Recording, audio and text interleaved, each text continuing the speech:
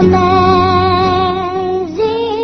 grace, how sweet the sound that saved a wretch like me. Hi, and welcome to Straight Talk About God video. I'm Jack. Well, God's done it again. He brought himself out from behind the curtain into plain sight.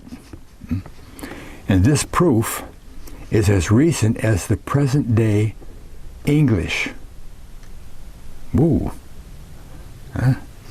Now, just for your convenience, it's going to be kind of a long video here, so I broke it up into 3 different parts. And I'll put down the minutes where they break, and they break into about half-hour periods, okay, just for your convenience, okay? See, God has always encoded the languages of his oracles, the people who got his reality out to the rest of the world, okay?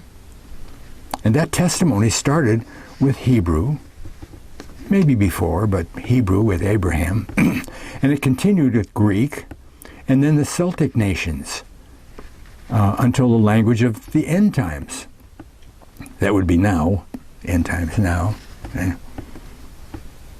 What's the language that's been used today as the vehicle today of the testifiers? English, right? The American English Bible Society brought the Word of God over the whole world, right? And English has become the world language, right? The way Greek used to be a world language, right?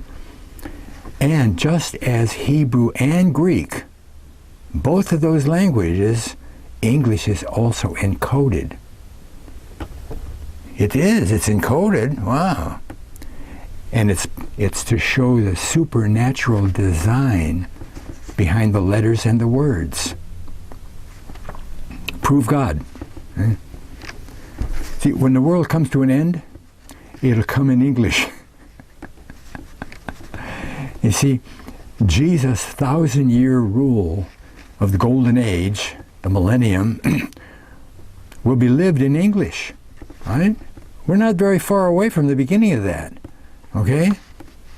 Do you suppose that happened by chance? Huh? If there is a God, okay, don't you think that the God described in the Bible would be in control of something that affected his whole creation? Huh? If you were God and you wanted to get out a message to the people, okay, wouldn't you use all the parts of your creation, but especially the way people communicate? It's the easiest way to get things around, right? And we know English is the world tongue. If there's a God, okay, we're going to find his tracks in the world language. So by discovering the supernatural design in English, we confirm God's reality. And that's really what I'm all about, you know, making sure we know God is real, right? So where do we start? Well, God gave Adam a language, right? They walked and talked in the garden in the cool of the evening and all that. How could they talk if they didn't have the language? They did, and God gave Adam the language, right? Okay. I call it the mother tongue, because all the other languages came out of that. We'll see that in detail in a little while, okay? It's something that we aren't taught in Bible study class is the history of language. Well, maybe somebody will teach that, but I've never heard it. The history of language, okay? What language did the world speak before the flood? Well, we might not know a name for the language, but we know that they all spoke the same one, the same language, okay? Well, Adam taught his family the language that God gave him, right? Okay? It was the only language around at the time. And for some 900 years plus, that same language was passed down through all of the biblical patriarchs, ending with Noah. Right? They all spake Adamese, is what I call it. Adamese, right? And then the flood came along and wiped out everything that took breath. Everything that could breathe was killed. The trees didn't have to be recreated or anything, did they? No. Huh? Everything that took breath. Okay? What civilization, what language did that civilization, after the flood, what language did they speak? Huh? Well, it had to be Adamese, didn't it? It was the only language that came through the flood with Noah, right? There weren't extra languages, and we know later on that they all spoke the same language, okay? All of Ham's kids spoke Adamese. Ham was the father of a guy named Cush. Cush was the father of Canaan and 2 or 3 other brothers, Canaan. And Canaan was the father of a guy named Nimrod. Nimrod. He was kind of like the first ruler of the earth, right? I mean, he was the king of everybody that was around, all right? And he was the one that tried to build the Tower of Babel, right? Which was really an attempt at building a Stargate. But that's a different story. Okay? Didn't Nimrod and all his grandparents and his cousins and brothers and everybody from the other 2 tribes, the other 2 sons of Shem and Japheth, all of those people, they all spoke Adamese, didn't they? Certainly. Okay? I mean, it was very clearly said that all the people alive when the tower was under construction spoke the same language. They were of one tongue. Adamese, it had to be, right? And again, I call it the mother tongue, right? That language was invented, quote unquote, invented by God and given to Adam, and it was God's language, okay? God language. And if God is going to set up a kingdom on the earth, you know, like the millennium, won't he have his language spoken as the principal language, right? When you go to a foreign kingdom, they don't speak a foreign tongue, they speak the tongue of their kingdom, right? And any other tongue that they speak is secondary. Okay? So it must be that all of the new languages, out of all of those new languages, God preserved a portion of the mother tongue as a basis of the language that would be used by him in his coming kingdom. All of the different languages had some kind of roots in the mother tongue. But who were the people that had the most of the mother tongue in their language that survived? God's people, right? The Hebrews, right? They spoke Hebrew because they were the God people of that time, right? And I believe that Hebrew was the closest language to the mother tongue when the Tower of Construction stopped, because the other tongues were, the mother tongue was diversified, right? Bits and pieces went every place, but Hebrew had the most, okay? And that's easy to see. We'll see that. E. Raymond Capt writes a book called Missing Links Found in Assyrian Tablets. Maybe you've seen my video on that, okay? And this is what he says. He says, new discoveries, together with runic inscriptions, and runic is Germanic Scythian writings, runic inscriptions. New discoveries together with runic inscriptions have altered our way of thinking that America was unknown to the old world before the Celts and the Vikings and the Norsemen. Okay? Hey, we didn't. There weren't any people over there. You know, no civilization over there. Where? Oh, where's that? Not anymore, right? The Celtic languages still exist. Celtic languages, right? Today, 4 Celtic dialects are spoken in Britain. In Britain. First, there's Welsh, okay, and then there's Gaelic, and Airsa, which is Irish, and then Manx. Welsh is the official language in the for the religion in Welsh, and it's also the official language of the Welsh Nationalist Party.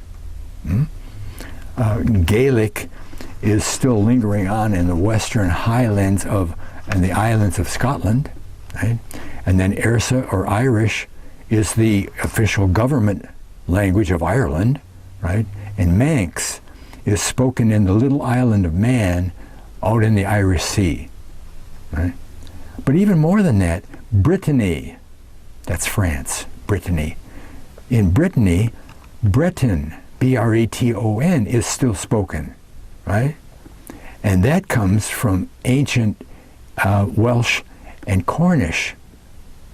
And it was translated back out of England, Britain, in 500, in the 5th century A.D., transferred from Britain over into France, right? All the same stuff, right?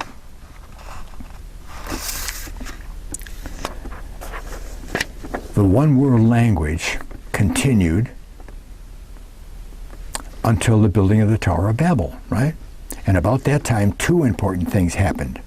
First of all, it says the language was confounded, and that's in Genesis 11:7, and the earth was divided in Genesis 10:25. Well, was the landmass pushed apart? Who knows? What does divided mean? As I keep telling you in all my videos, you've got to look up the original language, right? You got to find out what Hebrew says about divided, right? The Hebrew word for divided in English is split. Divided could be the divided languages, non-physical. But split languages, that makes more sense for the continent, the big continent splitting apart. Whatever, okay? But maybe that's the reason why languages that are so far apart geographically have words that sound almost exactly the same and mean the same thing. Sometimes they're even spelled the same, as we'll see, right? In English, we have the word daughter. In Iceland, they don't say daughter, they say daughter, because it's spelled D-O-T-T-I-R. Daughter, daughter. And it means daughter, right? Okay. How about the Russia? Russia is not quite the same. It's Dochar, Doche, D-O-C-H-E, Doche. Okay. But in Persia, that's Iran and over there in the Middle East, Persia, they say Dukhtar, daughter, Dukhtar. But it's spelled D-U-K-H-T-A-R, Dukhtar. Okay. Now, in that book by Raymond Capt, he provides three lists of different languages that hook up with Hebrew. There's English and Hebrew. There's Hebrew and Welsh. There's Hebrew and Assyrian, right?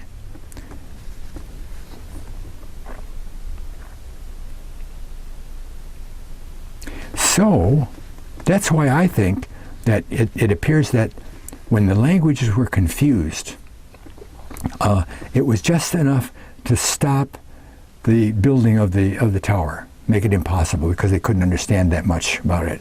But every one of those languages contained bits and pieces of the mother tongue.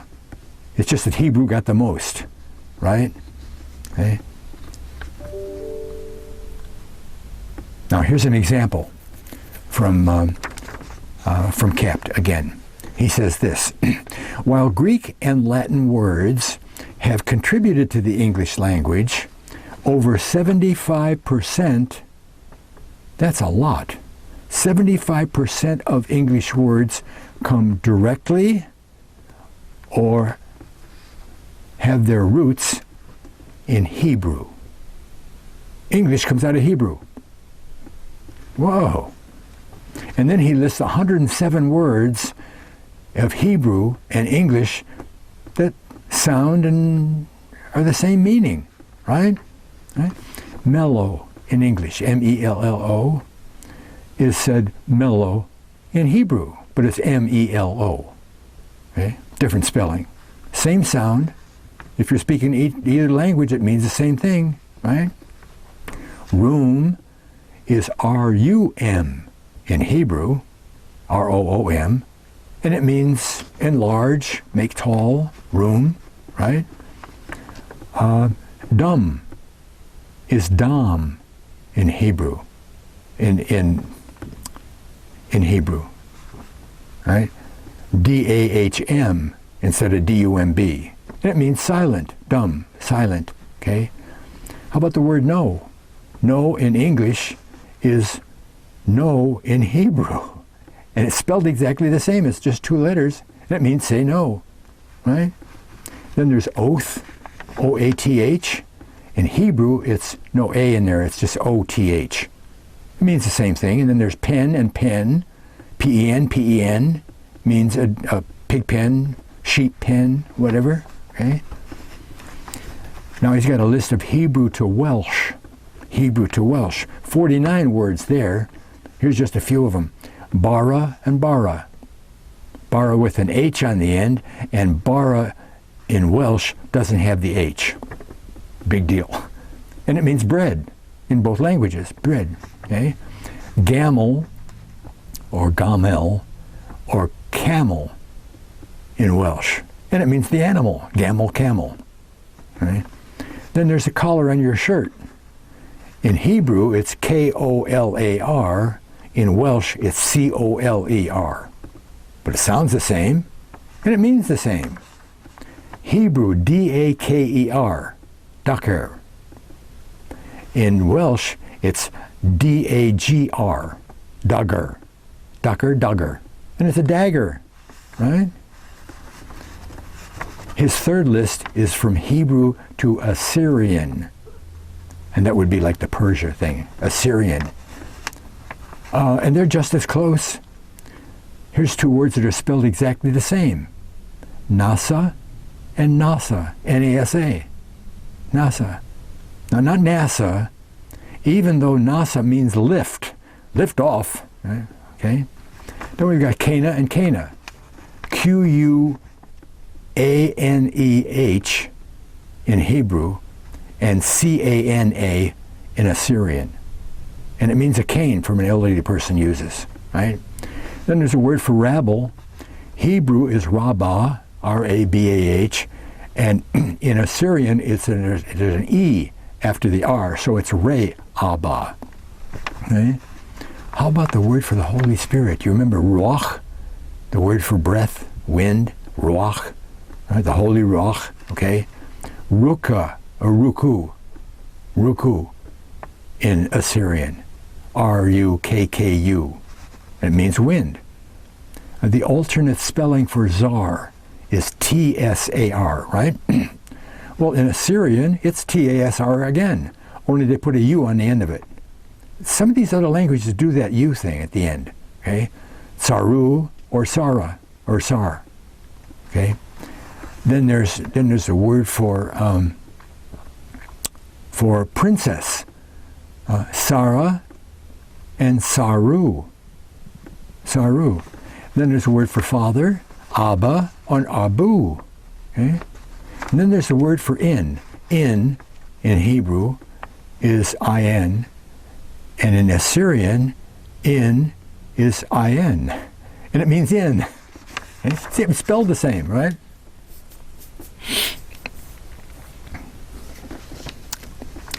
What?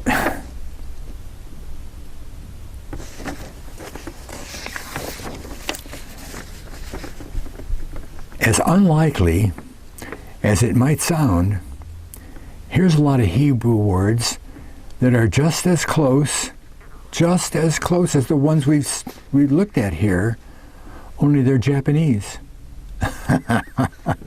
Japanese? How did Japanese? First of all, take a look at the graphic here. Okay, the graphic. The top part there. There's two, the Hebrew and Japanese. Okay, you look at those letters from the two alphabets. These are the ancient alphabets. Okay, not modern. Look how close they are. Most of them are identical. Right? Now look at that three boxes in the middle. Okay, there's Hebrew. But then there's Hebrew with what it says is vocalic marks, which changes the pronunciation of Hebrew, because in Hebrew a lot of words are spelled the same, but they're not the same words. So they put marks on them to make them sound different. Okay. Well, look at the marks in Japanese. Again, it's almost exactly the same. Exactly the same. How did that ever happen? Huh? Here's the difference between a few of the words, okay? This is Hebrew to Japanese, okay? Ata, A-T-A-A, A-T-A, is anta with an N, anta. It means you, okay? Bar-er, B-A-R-E-R, is bar-er, u, with a U on the end of it. Okay, and it means to turn out or clarify. Okay, then we have H-O-R and H-O-R-U in Japanese, and it means to dig. Right? Then there's kor and koru, Q-O-R in Hebrew and K-O-R-U in Japanese, and it means freeze. Okay, freeze. Then there's the word for syrup, M-I-T-Z in Hebrew, mitz, and mitsu, M-I-T-S-U, in Japanese.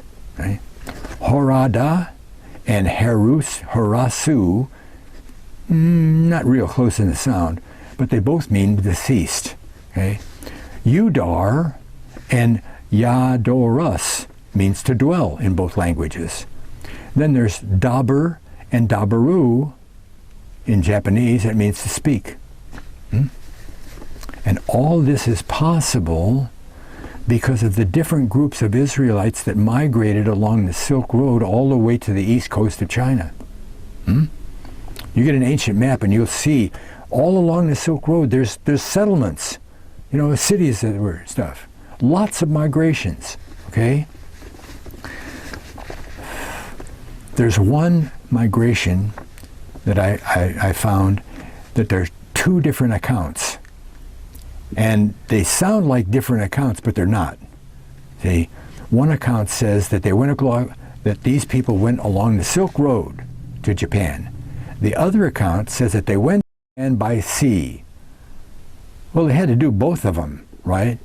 And the way we tell that they're both the same migration is because the number of people is the same. Both accounts are 190,000 people. 190,000 people? That's a small city, 190,000 people went along the Silk Road and made it to Japan. Those 190,000 people got along the Silk Road to the China coast and had to go across the Sea of Japan to get to Japan. Okay? That's why there's two different accounts. But it's the same number of people. And 190,000 is only a drop in the bucket when you figure it's part of 6 million. Huh?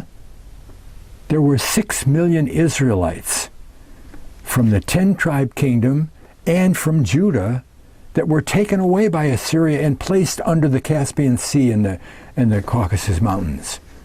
It doesn't make any. It's very reasonable for a whole bunch of them to travel. I think probably 2 million of those 6 million went east, okay, and 4 million went west, because there's settlements in India and Pakistan and all the way across there. There's, if you know the history, okay, and 190,000 going to Japan.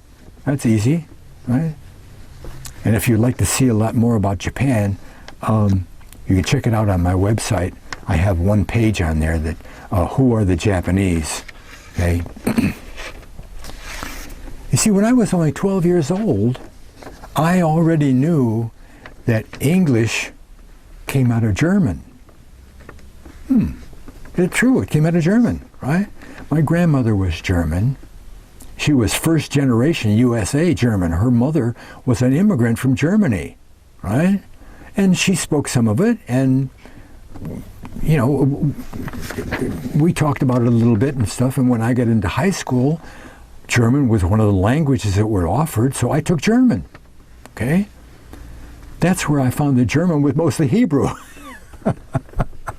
And as Cap says, English is 75% Hebrew roots, okay?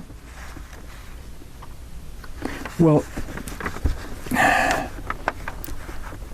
an overview of the lost tribes, migrations. If you look at the overview of the migrations, it's easy to see how so many different languages, in quotes, different languages, have the same roots. That's easy, because I think I have yeah, there you go.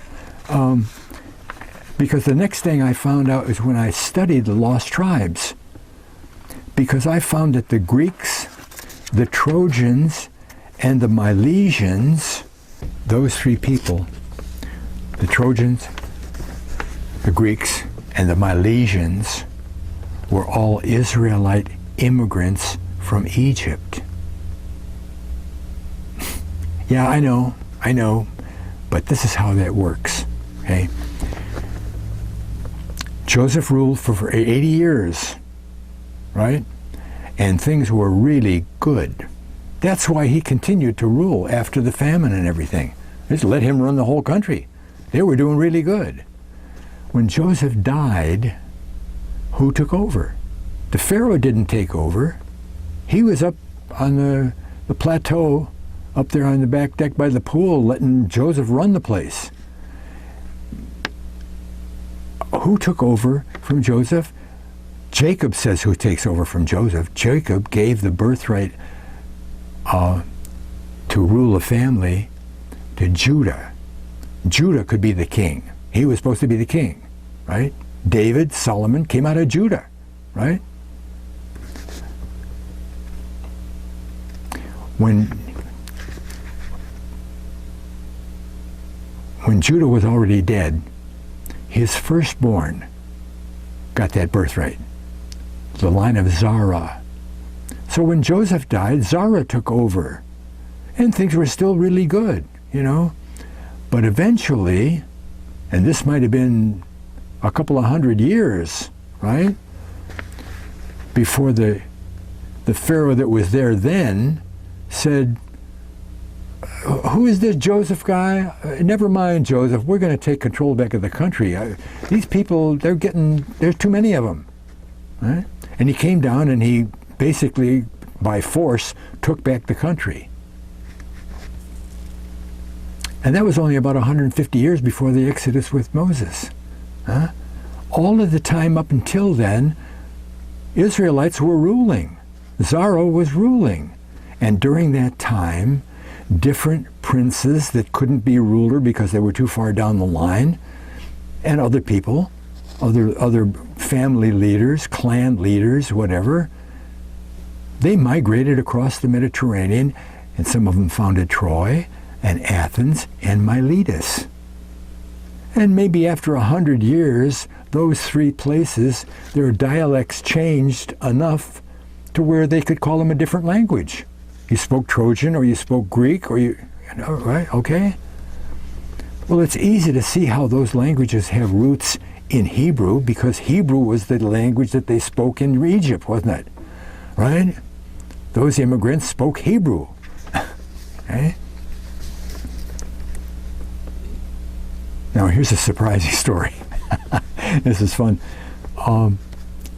In this country, early on, I don't know what the date was just now, but early on, some trading groups were coming over, and they were trading with the Indians and stuff, okay? So this one group found this Indian tribe, and they were trying to set up a trade with them, but they couldn't understand the language. And the Indians, they couldn't understand their language, and they were really frustrated. But after a little while, a couple of days or a week or whatever, another group of the traders, another guy from the group of the traders, he showed up late, right? All of a sudden they could communicate with the Indians. Why is that? Because now this trader guy, this new trader guy, he spoke a language that was close enough to the Indian language that they could understand each other. He spoke Welsh. And didn't we see Hebrew and Welsh? He spoke Welsh. And there was enough in both languages okay, well, let's trade buffalo skins. Huh? Those Indians were descendants of migrants from over in Europe, right there. Did you ever hear of the Mandan Indians? Mandan Indians? They're out. They were extinct now. Okay, they died off because of a plague or a disease. Okay, they were blonde, blue-eyed. A blonde, blue-eyed Indian? How do you get a blonde, blue-eyed Indian? I never saw one that didn't have black hair. Right? From the tribe of Dan, Mandan, the tribe of Dan. They hooked up with their distant cousins. Did I mention that already? I think I did. Their distant cousins from Tyre and Sidon, and they became the Phoenicians, what we call the Phoenicians today. And the Phoenicians, they sailed all around the world, down under Africa, over to the East Coast. I think that's where they found out what Japan was. Right? Well, the tribe of Dan, when they got back home, they were the ones that got the gold out of Ophir that came to Solomon every couple of years, you know. When they got back, they said, oh, yeah, we went here and we went there and we traded with them and we found this island out there. Wow, with all these people. They knew where Japan was, and they knew where North America was because they were here too. People were already here, okay?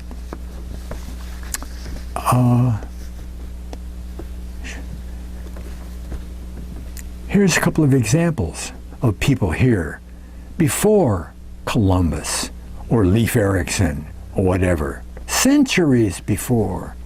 Okay? There's a town in Wyoming called Moneta, Wyoming. Moneta comes from the word money, because it was kind of established as a trading post, and then it grew from there. Nowadays, it's probably a tourist attraction. You know, see the ancient trading post of whatever. Well, the sign, whatever form that took, the sign said, quote, First Iberia Bank, no usury. No usury. Does that sound familiar, you Bible readers? God repeats himself many times to the Israelites and says, don't you dare charge interest to your brother Israelites. No usury. The whole world does usury. Nobody just lends something and doesn't ask for something in return, you know, on a business agreement. And yet this trading post said, no usury. We'll lend you money, but no usury. It'll be okay. Just give it back. Well, oh, that's a coincidence. So maybe you're a coincidence theorist, right?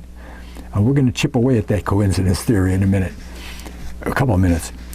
Iberia tells another story that connects up with Israel. Okay, one of the geographical locations in the world is called the Iberia Peninsula. Ever hear of that? Iberia Peninsula? That's Spain. That big square thing about Spain, and it's surrounded by water. You know, the Mediterranean Sea and the ocean. It's all surrounded by water, so they call it a peninsula. They used to. Ancient island was called Hibernia. It's got Iberia in the middle of it. Where did they get Hiberia and Iberia? Hebrew is what it is. It comes from Heber. Hiberia. Hebrew. Israelites. Right? Anything with Iberia has to do with Israelites. So the Israelites were over here doing a trading thing, not charging usury, at this trading post. What's the date? The date is the time of Christ. 1,000 years before Leif Erikson, 1,500 years before Columbus, they were over here trading with the people that were already living here, right? Here's one that's even better than that. In New Mexico, there's a big temple complex, a lot of different things in the complex. In Los Lunas, New Mexico. One of the things that are in that complex is a big 4-foot square rock face. It's a flat rock face, and it's all covered with words, inscriptions, carved into the, right? Okay.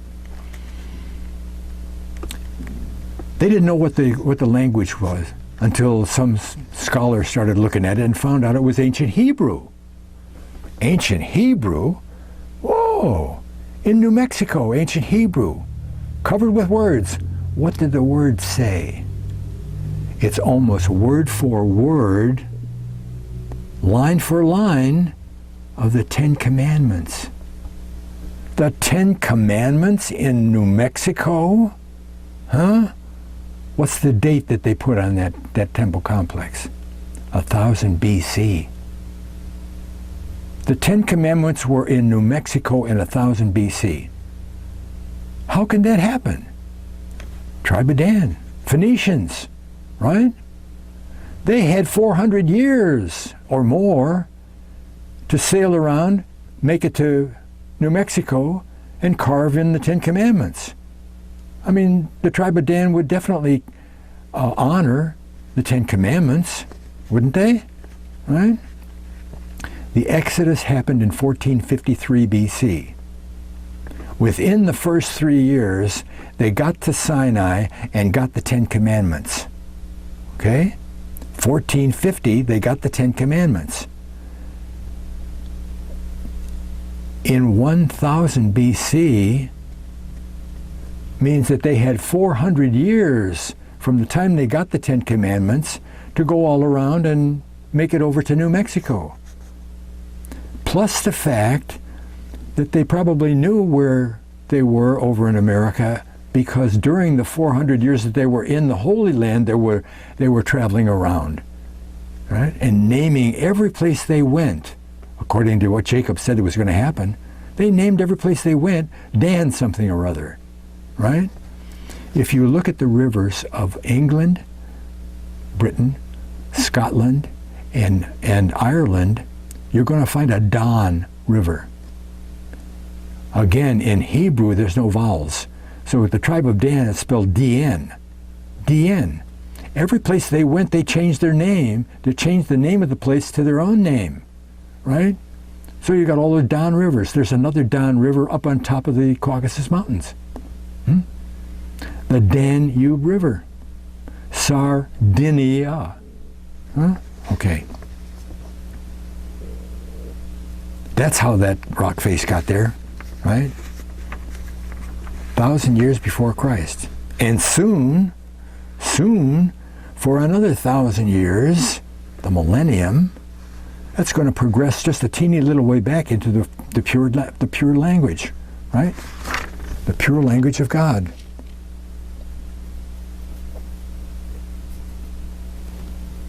Now, I'm going to prove to you that English is a production of God. It didn't just grow like Topsy, okay? Because many, many English words have affinity to each other, like the words base and ball. Base is a different word than ball, but you can put them together and make baseball, can't you? So they have affinity. They do what they call pair up. Pair up. They go together somehow or other, besides being base and ball and baseball, okay? The main way that they pair up is because they have the same number value. English words have number value? How does that work? We have separate numbers, don't we? Huh? there's 4 different ways. Somebody back in history, maybe Isaac Newton, he was a heavy Bible scholar, maybe he made this discovery. But somebody found out that if you use a certain number system on the English alphabet, all kinds of paired words come up, like baseball. Wow, you use this number and base and ball have the same number, 27. Whoa, how does that work?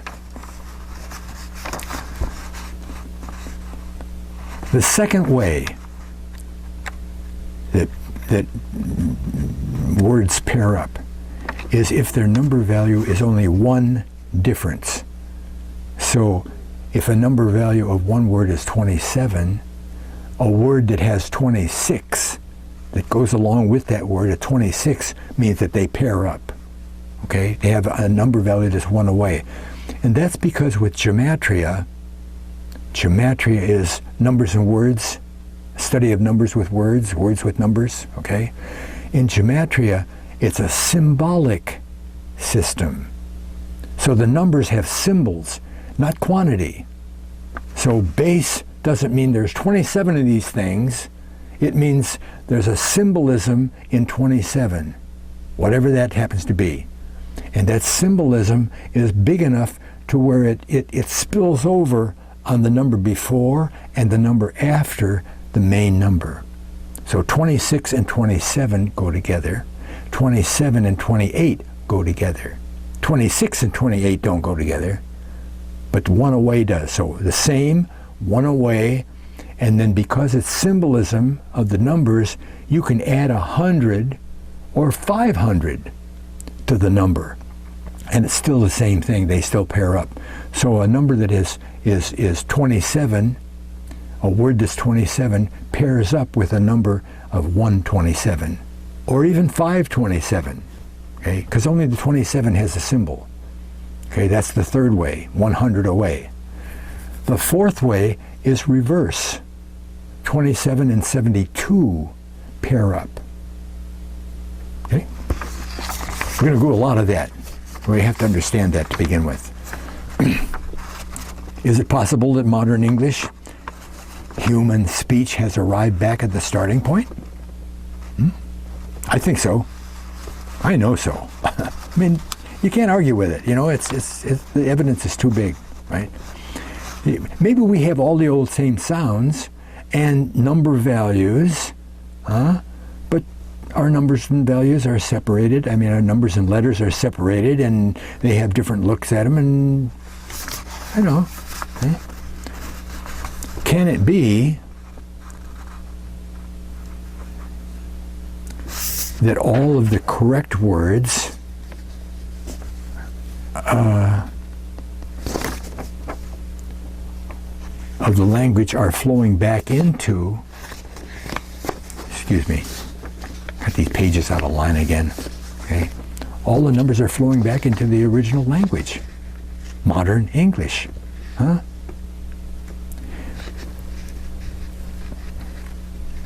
This could well be explained by the arithmetic that we see in our language. Now I say arithmetic because there's a guy named Don Kistler, K-I-S-T-L-E-R, who wrote a book called The Arithmetic of God. And that's what he deals with, all of this numbers, these pairing up of words with the same number value and all that stuff, okay? And it's just fascinating stuff, okay? All we have to do is assign a number value to a letter by what position the letter holds in the alphabet. What position does A hold in the alphabet? 1. So the number value for A is 1. B is 2. 26 is Z. Simple, right? Did you ever use that code in grammar school? When you write out a code message and it's all numbers and you give it to your friend and he discodes the number by the alphabet letter. I did that. That's pretty common, you know. Well, now we're going to get into a lot of pairing up numbers. It's just amazing stuff, and a lot of your coincidence is going to disappear. Etymology. That's a word that means the origin of words. Etymology of English comes via the West Germanic branch. The West Germanic branch of the great Indo-European etymology, West Germanic, Indo-European language group, as we see prophesied by Gematria. Gematria tells us that. Tells us the etymology of the language that comes through those places. Because, I mean, by what chance in 10,000 will etymology, Indo-European, and West Germanic pair up? They're all on 137, right? It's the history, the bottom line history of English. Okay? Holy Writ, number for the Bible, right? Holy Writ prophesies a restoration time, restoration of all things. Almost all of the prophets at least mention a regathering. All the tribes are going to get gathered together again, and they're all going to be back in Palestine, okay, at a certain time in history. And when you study it, it's the millennium, right? The millennium. Armageddon happens, and then the millennium starts, and, okay, well, that's what Zephaniah 3:9 says. It speaks of a pure language, capital P, pure language, right? The language of God, the pure language being given to the people, closely associated with the time of judgment of nations. And what else could Armageddon be called but the judgment of nations? All those nations going against God's people, right? Judgment of nations, right? Put that on the back burner.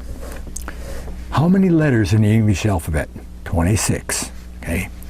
See how the mark of God is put on that number by his name in the simplest form. Simplest form is God, right? God, G-H, G8, okay? O, 15, D, 4, add those together, you get 26. 26 letters in God, and God's alphabet has 26 letters, right? Here's something else you can do with Gematria. Instead of using the number and totaling up the number, you can spell out a number. So we have 26 letters in the alphabet, right? Well, let's spell out 26. T, W, E, and so forth. 26. 26 has a letter value, number value, of 159. 159. God's language alphabet. God's alphabet. Could be called holy letters, couldn't it? Sure, holy letters. An inspired alphabet? Sure. Well, holy letters is also on 159, and so is inspired alphabet. All three of those things are on inspired alphabet. Now, there's something else you can do with Gematria. You can add or subtract the word the, or and, or a, or of, okay? You can do all that, okay? And it's quote unquote legal, okay? So, if we take the 26 and holy letters on 159 apiece, and we add the word the is worth 33, okay? 33 plus 159 plus 159, the holy letters, totals 351. Well, that doesn't, yeah, it does. It does. Because that's the alphabet total. 351 is the alphabet total. What's the alphabet total? Alphabet total is consecutively adding 1 to 2, that number to 3, that number to 4, 5, 6, up to 26. 1 plus 2, A plus B, is 3. C is 3. 3 plus C, 3, is 6. 6 plus D, 4, is 10. And by the time you get to 26, it's 351. The holy letters, 351. A to Z, 351. Oh, that's just a coincidence. How much of your coincidence is left? So English is spoken now by over 2 billion people, right? Greater number than any other language. And over 30 years and over 300 radio shows, I demonstrated that Britain, USA, and Northwest Europe were the 10 lost tribes, right? Thousands of hours of research into the Bible and history, to set up enough evidence to prove that the lost tribes aren't lost. They're over there in Northwest Europe and the British Isles in the United States. It's easy, There's 2 or 3 different ways, 3 or 4 different ways of easily identifying the lost tribes. They're not lost, right? And English is one of those ways, right?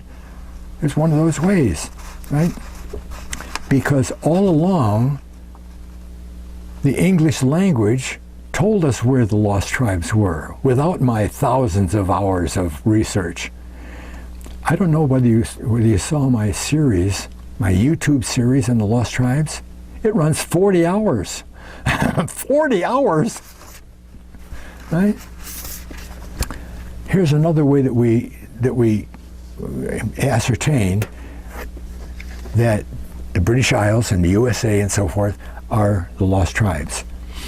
Because the leaders of the lost tribes, the 10 tribes, are the sons of Joseph. They got their own tribe, their own their own tribe. Joseph was never thought of as a tribe, okay? He had a family, but he didn't wind up as a tribal leader. He was pretty well gone by the time the tribal leaders started to happen. But before Jacob died, he passed out the birthright and a lot of blessings, right? And Joseph's 2 sons, Manasseh was the firstborn. And usually firstborn gets twice as much as everybody else, right? Manasseh's firstborn, and Ephraim, whatever you want to pronounce that, is the younger brother, okay? And the whole story is the bottom line is with those 2 brothers, okay? And while the identity of the lost tribes became lost to the world, the Old Testament prophets, and particularly Isaiah, they give pages of prophecy regarding the future of God's people, the 10 tribes, right? All kinds of stuff, okay? But in some of the accounts of the lost tribes, the house of Israel, there's some strange language involved in there, okay? Isaiah. Now, before I tell you about that, Isaiah lived and prophesied at the same time as the 10 tribes of Israel were their own nation in the Holy Land. They still lived there. Isaiah was living at the same time they were there. They hadn't been taken away yet. Well, he's going to prophesy like other ones, like Hosea, prophesied against them while they were still there. This is going to happen to you. In some of the prophecies, Isaiah relates to them what God says. Okay? And in Isaiah 49:1, he uses some strange language to the house of Israel. He says, "Listen unto me," God talking, "listen unto me, O isles." Isles? There aren't any isles in Palestine. There's no islands in the middle of the Sea of Galilee or the Dead Sea. How come he's calling the 10 tribes isles? Huh? Because they're Britain. Okay? Not only that, Jeremiah does the same thing, right? Again, Jeremiah prophesies the gathering of all the tribes, the gathering back into Palestine, right? Well, but he qualifies Isaiah, because when he talks about it in Jeremiah 31:10, he talks about the gathering, but he's talking to them, the house of Israel, and he says, they're going to gather you, quote, declare it. God says, Jeremiah, say this, declare it, the gathering, declare it in the isles afar off. Afar off. That leaves Crete and Cyprus out of the picture. Everybody knows where Crete and Cyprus are. There's a short boat ride from Israel, you know. Afar off is not a short boat ride, okay? But the British Isles are far off, aren't they? Yeah, okay? He says that, and again in Isaiah, in chapter 41, verse 1, God talking again, he says to the house of Israel, the 10 tribes, he says, quote, keep silence before me, O islands. No, it's not isles, it's islands. Islands. And let the people renew their strength. There's another clue. All right? God tells Isaiah that sometime way down after Israel is taken away and conquered, sometime way down the line, they're going to renew their strength. They lost all their strength. They lost their whole nation. But after centuries, they'll renew their strength, and they can take up their job of getting out the word to the rest of the world about God and His coming kingdom. Renew their strength. Okay?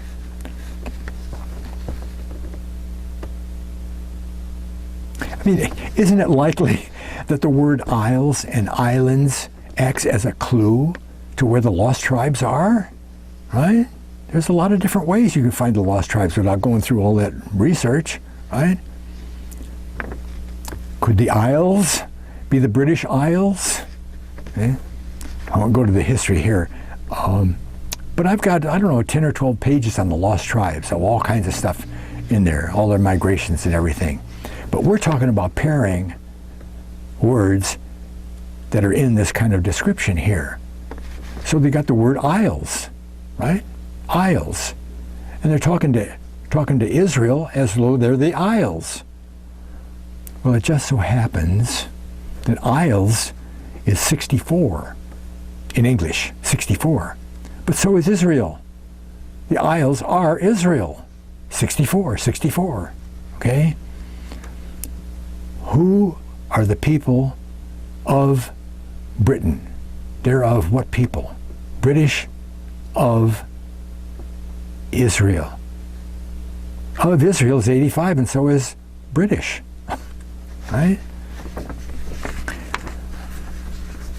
Also in Jeremiah talks about God divorcing Israel. See, God figured that Israel and Judah, the two nations, were his wives. And before they split into two nations, he considered the 12 tribe, one nation under David, as his wife. Okay?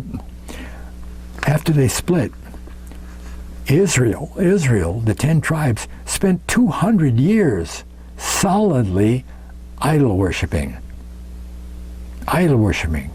God got fed up and he divorced them. In Jeremiah, he divorced them, right? But that didn't happen. That happened before they were conquered, right? He divorced them. He says you're going to get a bill of divorcement. So they will become what's termed as the desolate wife. Desolate wife. Desolate wife is on 124. And remember, the 100 doesn't symbolize anything. 24. 124 is the desolate wife. Well, if Ephraim is the headquarters tribe, Ephraim symbolizes all 10 tribes. And where did Ephraim end up? In Great Britain. Right, Great Britain. Well, Great Britain and Desolate Wife are all on 124. Great Britain is the desolate wife. Okay? British Israel. That's the term that's usually applied to the teaching that the Anglo-Saxon race is the 10 tribes of the lost house of Israel. Okay? All of that stuff lines up on the same number, right? 149. Right? British Israel is 149. So is Anglo-Saxon race, 149. And British Isles, because Israel and Isles were the same, remember? So if you just put British in front of Isles, it comes out the same as British Israel. British Isles is 149. And here's again something you can do with this is you can split up and say the number 10 for 10 lost tribes, the number 10, and then add 10, not T-E-N, but 10 numbers, the quantity of 10, to the number value of tribes and lost. So you have 10, 1, 0, 10, lost tribes, 149 again, right? Were you aware that the pilgrims were out of the tribe of Manasseh? Well, they were. They were. Manasseh was the pilgrims, okay? That's proved by 149 because USA is Manasseh is 149. So you've got 149 tying up both Manasseh and Ephraim to the British Isles and USA. They're all Israelites, right? And if all of that is true, if it's the correct teaching, then correct teaching will be on 149. And it is. And that doesn't exhaust the whole list. But here's something about the divorced wife that narrows down right into the USA, okay? A divorced wife has children. Isaiah says they have children, right? Right? Isaiah 49:20 comes a mention of the elder child who breaks away from the parent nation. Does that sound familiar? One nation breaking away? Okay. He says this. He says, quote, "The children which thou shalt have after thou hast lost the other." One nation breaks away, and there are children left over there. There are other nations. He's calling nations children, isn't he? Lost the other. He goes on to say, in my words, the other hey, this is too straight for me. This place is too straight for me. I want a place of my own. The other nations, they want to break away too. It's the breakup of the British Empire, right? Canada, India, Australia, whatever, okay? And a separate, because it's borne out with this, a separate destiny is prophesied for the elder of Joseph's two sons. Remember, that's Manasseh. And he didn't get the birthright, but he got big time blessings, right? Jacob passed it right out to him in person. But it was the second time that it was mentioned by God in the Bible. Joseph foretold that Manasseh would become a great people. Genesis 48, he says that. He adopts the kids and he says, Manasseh's going to be a great people. Ephraim, the younger brother, he's the one that got the birthright. He, according to Jacob, he will become a multitude of nations. A multitude, that's more than 2 or 3, right? Manasseh, great people. Ephraim, I almost said the wrong thing. Multitude of nations. But long before that, God passed down the birthright from Isaac to Jacob.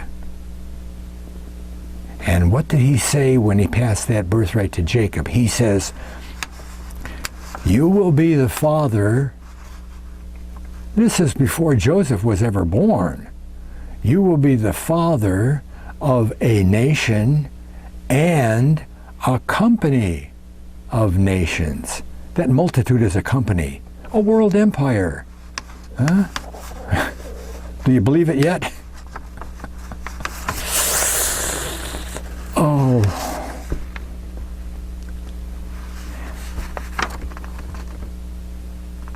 And that didn't happen.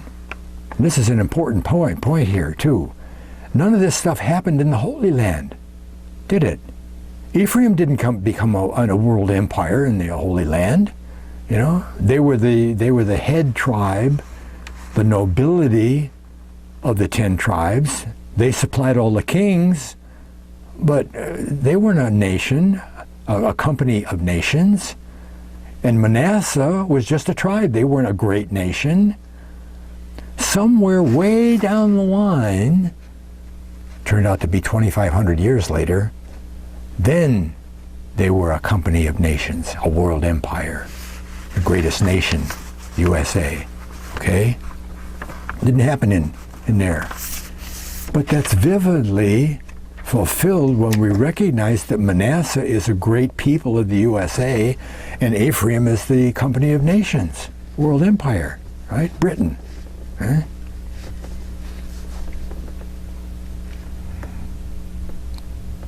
Okay, we're going to get more into the USA, more specific, okay?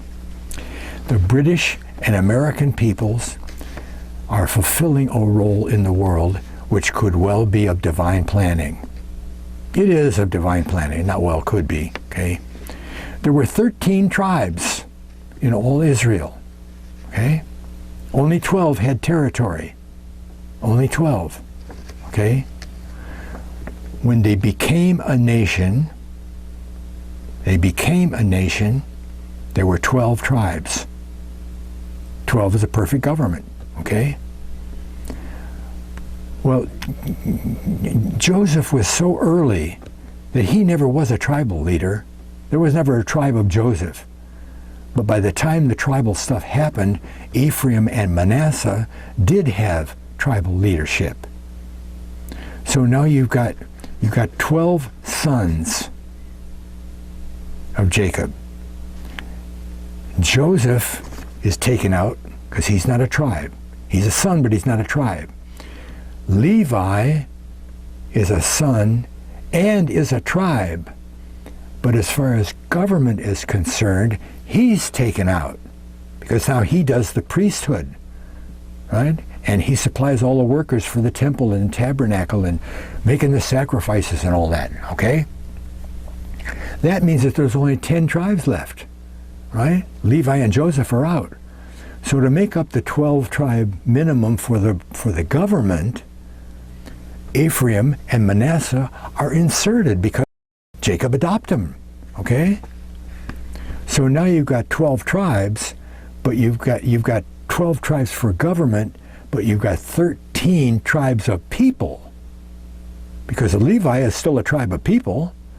So Ephraim is tribe number 12, Manasseh is tribe number 13, okay? Because Manasseh are the pilgrims, okay? Manasseh's the 13th tribe.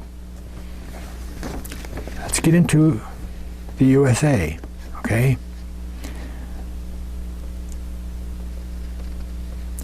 Probably for the reason Manasseh was made 13, probably for the reason of prophetic recognition, eventual prophetic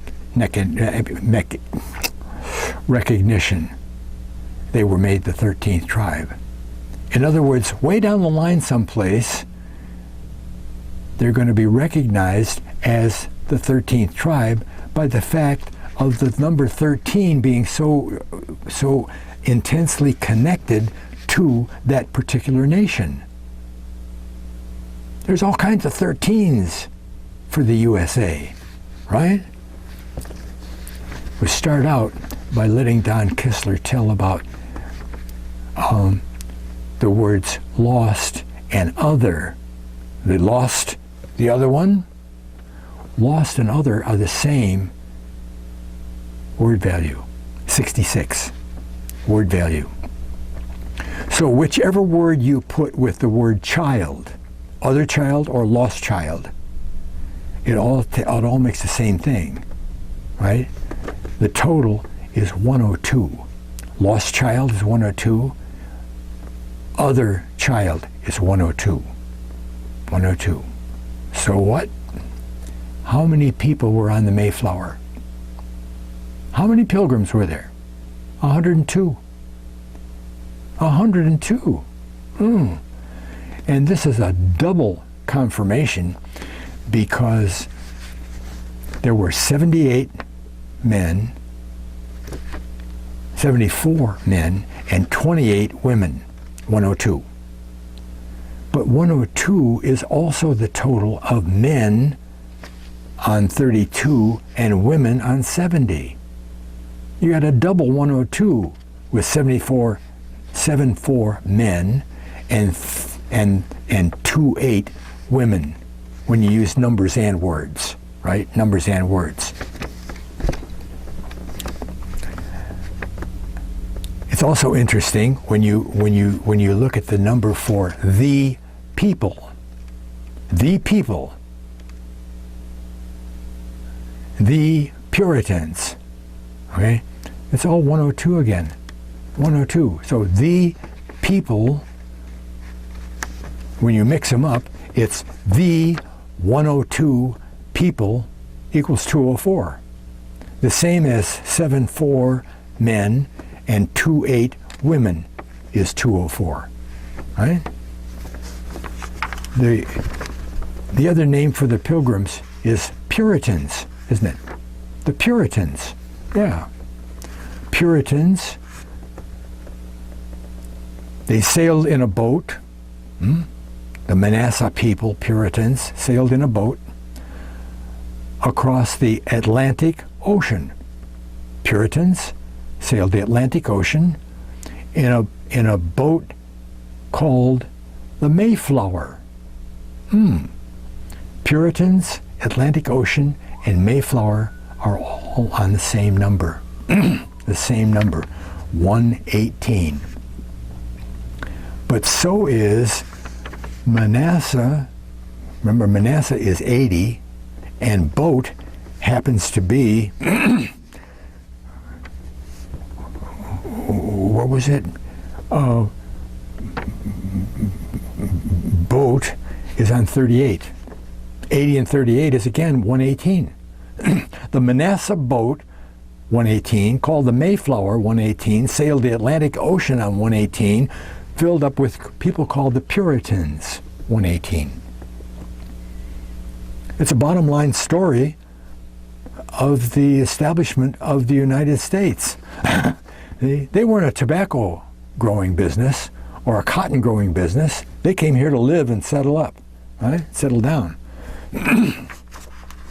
Also, word placing suggests which word is going to be used in a particular story, okay? And in reference to breaking away of Manasseh from the homeland in England, Britain, the word secession is appropriate. Secession. They seceded from the British Empire, didn't they? 1776, yeah, break away. Secession is 108. 108. The 100 means nothing. Remember? 08. Okay? That makes a reverse pairing with Manasseh. Remember, Manasseh was 80. 08 and 80. That pairs up. Right? The breakaway nation of Manasseh broke away. 108, 80. When you add those words together, you get 180, and 08 is 188. 188.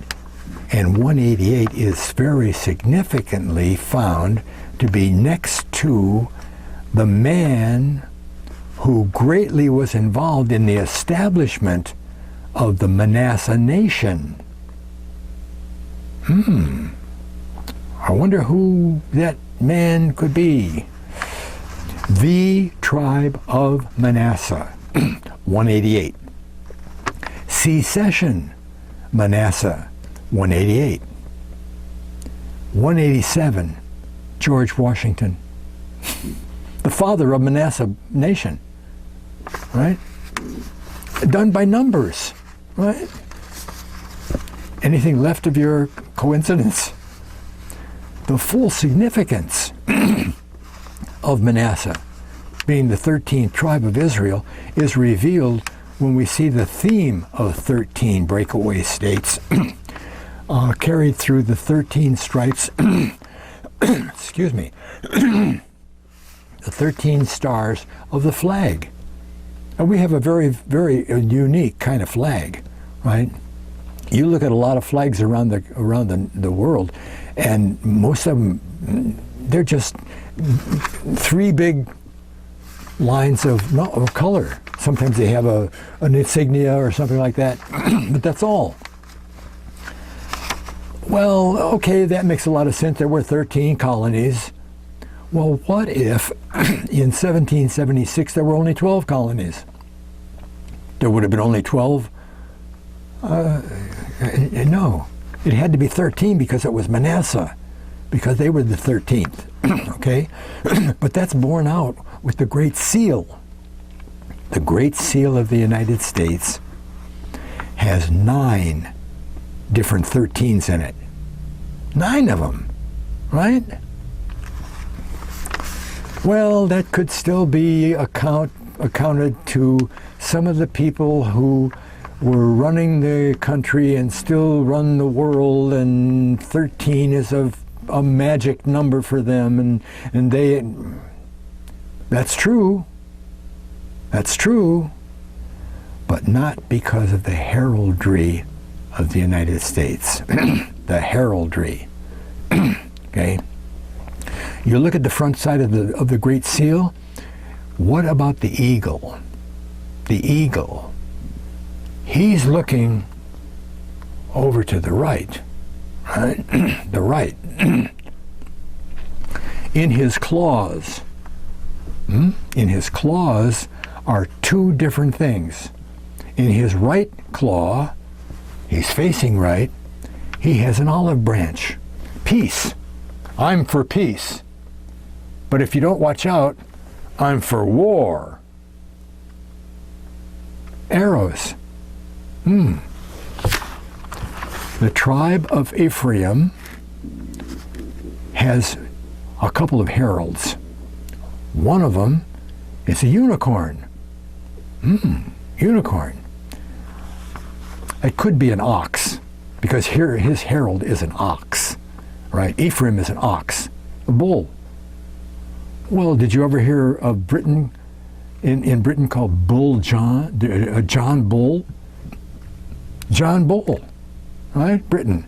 And the flag, the flag of Britain is the Union Jack, the Union of Jacob. Okay? Judah, that's the lion. Lion of the tribe of Judah. Judah's a lion. Benjamin is a wolf. What's Manasseh? Manasseh has 2 heralds. 2. An olive branch and a bundle of arrows. See? Manasseh is the United States. I have a video that you might want to watch called The United States of Manasseh. Right? George Washington. 9 of them. There's more about the United States. 13 attaches to the United States, the USA, in more than one way, right? 13, TH, 13th. T is 20, H is 8, so that's 28, And then 13 and 28 is 41. Okay, 41. What's the word value for USA? 41. 41. Remember Israel and Isles were all on 64? Both on 64. Israel is 64, and so is American. American. Where do the Israelites go? To America. The Israelites are American. Okay? If you add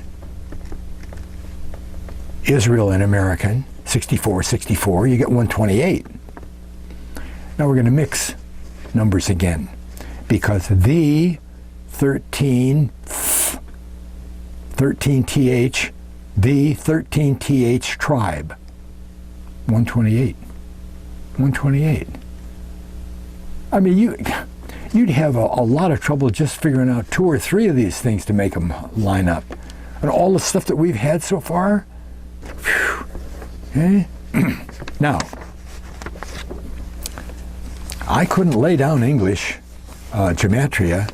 I couldn't lay it down without trying it out for myself. I said, wow, this is great stuff here. I wonder, let's see if I can do it. I mean, maybe it's a coincidence. Okay? So just at the very beginning, I wound up with some really interesting stuff. Oh, and I really urge you to try this.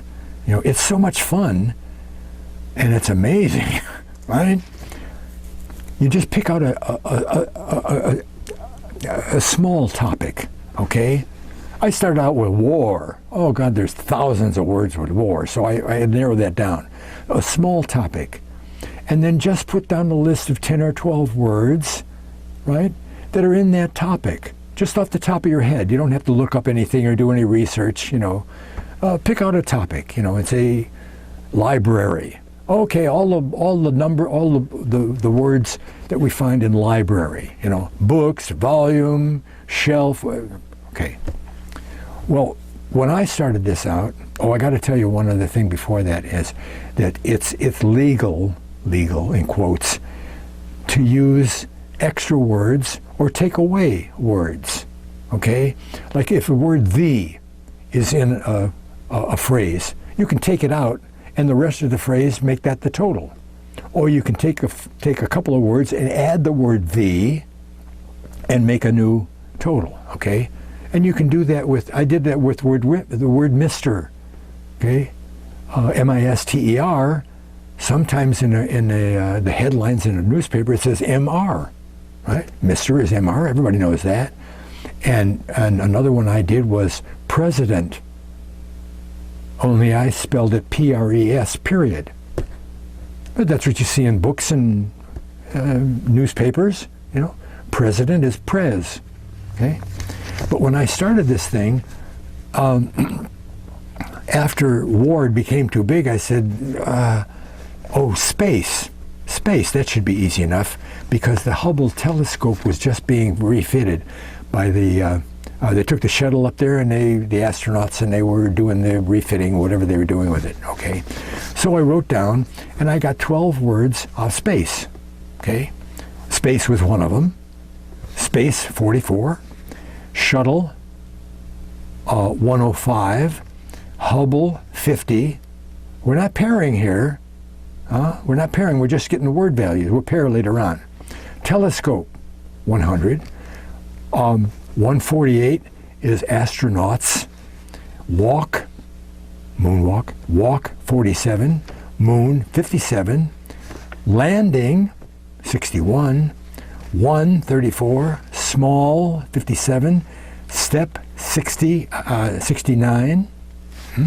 Low, 50. And 102, gravity, low gravity. Here's the fun. Astronauts, 148. Space shuttle, 149. One away. 100 doesn't count. 49, 48, right? One away from 49 is 50, isn't it? Well, Hubble telescope is 150. 150. Hubble by itself is 50. Okay. 1 away from 150 is 151, isn't it? Well, the moon landing is 151, right? But so is one small step. The whole world was watching and knows. If you say 151 in front of 100 people, they're going to know exactly what you're talking about. One small step. Oh, that's Neil Armstrong, right? 1 away from one small step on 151 is low gravity on 152. Isn't it fun, right? Now, out of war, because they were way too big, I said, well, atom bomb. Oh, okay, atom bomb. I can know a few things about atom bomb. Who was the president when the atom bomb was happening? It was Harry Truman, right? Well, P-R-E-S, period, Harry Truman is 215. 15 is his symbol. 215. 15. He was the one in charge when we dropped the atom bomb. No, atomic bomb. The atomic bomb. The atomic bomb is 116. 15, 16. 215, 116. What happened when we dropped the atomic bomb? Japan signs surrender. Yeah, they sure did. 232. Oh, well, that's not fair. Yeah, but it pairs up on 116. 232 is 2 times 116. Okay? Where do they test the bomb? White Sands bomb test. White Sands bomb test. 208. We're working on 08 there. 208. Where is White Sands? It's in Los Alamos, right? Los Alamos is 107. 08, 07. And then 09, 1 away from 08, is where they developed the atomic bomb. Where did they develop it? At the University of Chicago, under Stagg Field. Okay? Let's see. Well, if that didn't do it for you, here's the nail in the coffin. The last nail in the coffin that ends all controversy. The letter J. The letter J? Yeah. You see, one thing that makes English gematria so astounding is that the modern English that we speak today didn't exist 200 years ago. It didn't exist, right? Out of the million words of the English language, hundreds of thousands of words were added after this country began. You know? A lot of words didn't exist in English until we took them in, you know? All right? And what about the most basic element of the English language? Our English language is built on an alphabet which didn't exist 350 years ago. Yeah, we didn't get the J until 1650 AD. Before that time, the J it wasn't an official letter that had its own place in the alphabet. 350 years, right?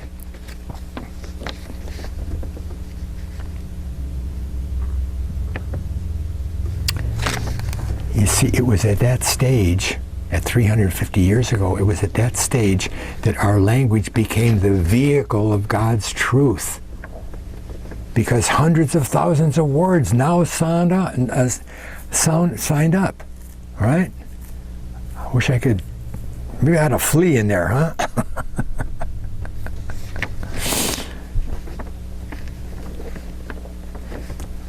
See, now I saw Roman numerals when I was in grammar school, right? They were letters. Letters and numbers, right? Letters and numbers. But English didn't have any numbers. We had separate numbers. If English letters also had numbers, Why haven't I heard about that for the last 75 years? Huh? We don't have letters and numbers. Okay? But for a minute, we're going to pretend that they do. Okay? This is review. Okay? We're going to simply take the value of each letter by the place, the number of the place it lays in the alphabet. Okay? I said review. Okay? 1 is A, 2 is B, 26 is Z. And to find out the word value for God, I add 7 and 15 and 4 and get the number 26. God has a word value of 26. But that's only true for the last 350 years. 352 years ago, God only totaled 25. If you were doing this kind of thing, okay, 25. See, because the letter values changed. J got stuck in there and pushed all of those letters back one more. So now, any word that has letters after the letter J has a different word value than it used to have before J was invented by God. God had to invent the word J, the letter J, so that in our modern, science-oriented age, that we'd have confirmation of supernatural manipulation of our alphabet and language. Somebody discovered this stuff and then said, well, no man could make this up. You can get a whole nation together and try to make up an alphabet that does this kind of stuff. You can't do it. You know, it's supernatural. People can't do it. It's a God thing, right? And introducing the thousands of words that pair up after J was added in there, they connect by their infinity, by their meaning, and by their number values, right? Man, Eden, you see how they relate, right? They have different values before the J was put in there. Today, they pair up on 28. Bible is 29. Doesn't get anywhere near Holy Writ on 124, right? What's the most important word in the English language? God. What's the second most important word? Messiah. Messiah, right?